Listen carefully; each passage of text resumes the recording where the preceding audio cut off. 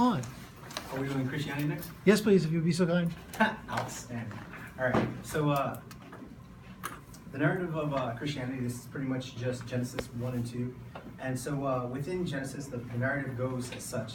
God created heaven and earth in darkness. And this is verse 1 through 4. And on the second day, God created light and separated night and day. And that's 5 through 8. And Good. then during that day, he also made heaven and water. Land was not created at that point. Day 3, God created land, named it earth, and vegetation, verses 9 through 13.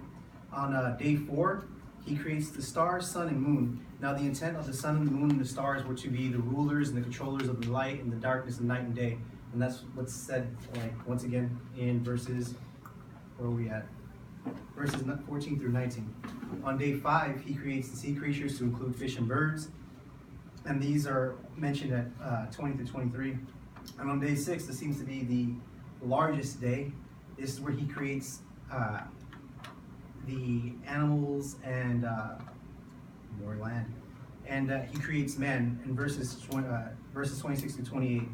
And within the verses, they say that man is made in his likeness, and so man is supposed to be ruler and of all that is on earth, all of his creatures, and he's supposed to be essentially like next in line as far as like control over the earth and its creatures after God. Yeah, listen, that's really great. You see that one of the main differences between the Greek mythology and the Christianity.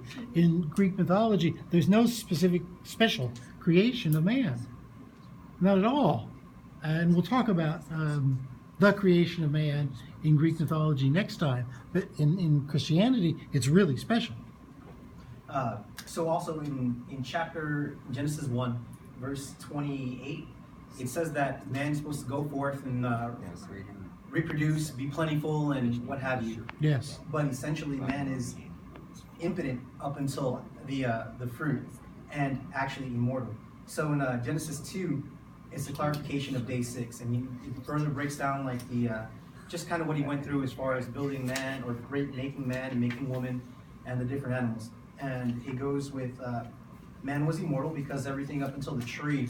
Once you eat the tree of knowledge or whatever, the tree of you had the tree of life and the tree of knowledge. And once you eat the tree of knowledge, a fruit from the tree of knowledge, you would die. So essentially, we go from immortal to now mortals. Right. Within that transition, we go from never having to worry about anything to now having to worry about continuation of our species. Right, everything. Everything. And so that's where they become familiar and understand that they're naked, and they can now actually procreate. How about that? Cool. Good.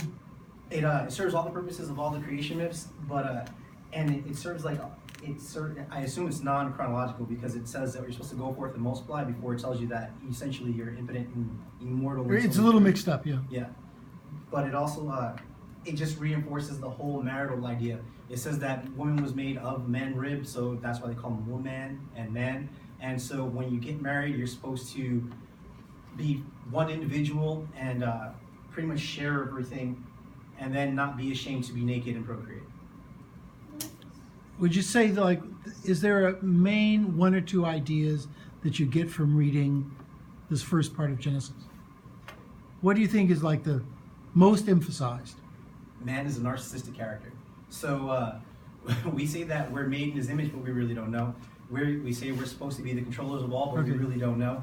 We're also supposed to name everything that we see, and although we did not create it, and we are supposed to continuously procreate and be bountiful, thereby essentially overexerting ourselves over the world and its resources. Okay, I really like your reference and your use of narcissism, and let's pick that up.